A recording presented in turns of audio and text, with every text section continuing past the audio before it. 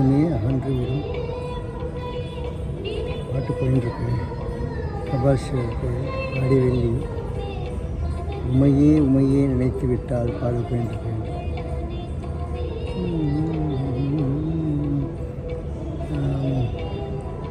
ரொம்ப அழகான ஒரு ராஜகோபுரம் தெரியுதுங்க.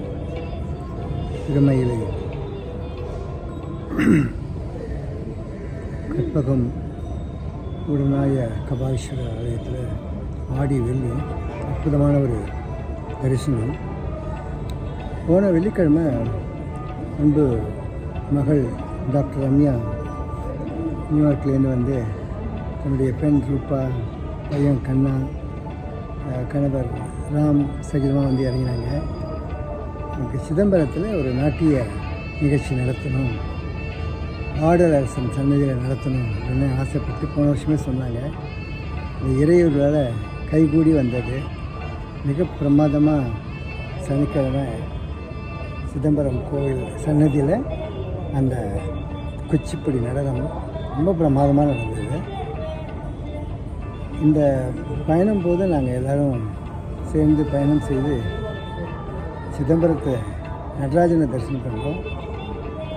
அப்புறம் நாங்கள் திருக்கடையூர் அபிராமியை பார்த்தோம். ஆதி திருக்கடையூர் போய் அங்கேயும் அபிராமியும் அமுதகடேஸ்வரியும் தரிசனம் பண்ணோம். எங்கள் குலதெய்வம் திருவிடக்கழி சுப்பிரமணிய சாமி, அங்கே போய் அர்ச்சனை பண்ணி ஆனந்தமாக தரிசனம் பண்ணோம். கும்பாபிஷேகத்துக்கு ரெடி ஆகிட்டு இருக்கிற கோயில் அது. செப்டம்பர் 14 கும்பாபிஷேகம் சொல்லி எங்கள் குலதெய்வம் முருகன். அதை பற்றி நான் இதில் பாடலையும் அங்கே பகிர்ந்து கொண்டேன். அப்புறம் அங்கே திருமியச்சூர் லலிதாம்பிகையை தரிசனம் பண்ணோம் ஆனந்தமாக. இங்கேருந்து திருவாரூர் போய் தியாகராஜ சாமியும் கமலாம்பிகை அம்பாளையும் தரிசனம் பண்ணோம். பெரிய குளம், கோயில் குளம் இருக்குது, அதை தரிசனம் பண்ணோம். அங்கேருந்து தஞ்சாவூர் வந்து அங்கே பிரகதீஸ்வரர் அவர் தரிசனத்தோடு அந்த கோவிலை பார்த்து பிரம்மாண்டமாக உயர்ந்து போய் பார்த்துட்டு இருந்தோம். மிக மிக பிரபலமான ஒரு ஆலயம், ரொம்ப அழகாக இருக்குது. அது ரொம்ப ரொம்ப ரொம்ப ரொம்ப பிரமிப்பு தர ஒரு கோவில். அது எப்படி கட்டினானே தெரியல. 1200 வருஷத்துக்கு முன்னாடி ரொம்ப அழகாக இருந்தது. அதை ரசித்தோம். அப்புறம் அங்கேருந்து திருவையாறு போனோம். அங்கே தியாகராஜ சுவாமிகள் இருந்த வீடு, வாழ்ந்த வீடு, அவருக்கு ராமர், லக்ஷ்மணர், சீதை, அனுமார் தரிசனம் கொடுத்ததா சொல்கிறா. அந்த இடத்த பார்த்தோம். பார்த்தோம் சொல்லக்கூடாது, தரிசனம் பண்ணோம். இந்த கண்ணை ஒரு அழகான சின்ன ஒரு நடனமும் செய்தான். அதை பார்த்துட்டு திருவண்ணாமலை வந்து அண்ணாமலை தரிசனம், அருணாச்சலேஸ்வரர், உண்ணாமலை. ரொம்ப நெருக்கமான கூட்டம், ஆனால் ரொம்ப அழகாக தரிசனம் பண்ண முடிஞ்சது. அந்த அர்ப்பணா ஹோட்டலில் நண்பர் முத்துகிருஷ்ணனுடைய விருந்தோம்பலில் மூழ்கி திளைத்தோம் அப்படி தான் சொல்லணும். அவருடைய மாப்பிள்ளை செல்வ நாராயணன் அவருடைய நட்பான இனிமையான ஒரு புன்னகைக்கூடிய வரவேற்பு. நிறைய பேசிகிட்டு இருந்தோம்.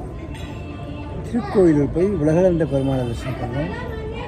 அப்புறம் ஆதி திருவரங்கம் போய் பள்ளிகொண்ட பெருமாள், ஸ்ரீரங்கத்தில் இருக்க பெருமாளோட இன்னும் பெரிய உருவமாக இருந்தது பள்ளிகொண்ட பெருமாள். ரொம்ப பழமையான ஒரு கோயில், அது தரிசனம் பண்ணோம்.